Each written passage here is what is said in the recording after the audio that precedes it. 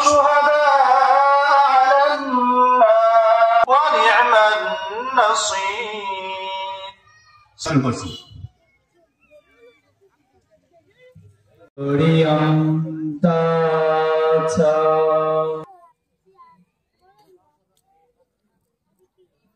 এবং ফরিদপুর যুবদলের আমার স্নেহ ভাজন শহীদুল ইসলাম দিলার হোসেন দিদার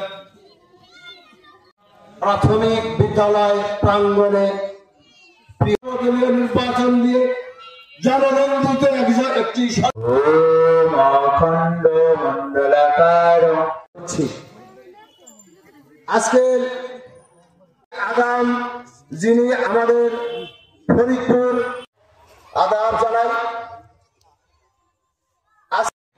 সাহেব উপস্থিত আছেন। দেখে যান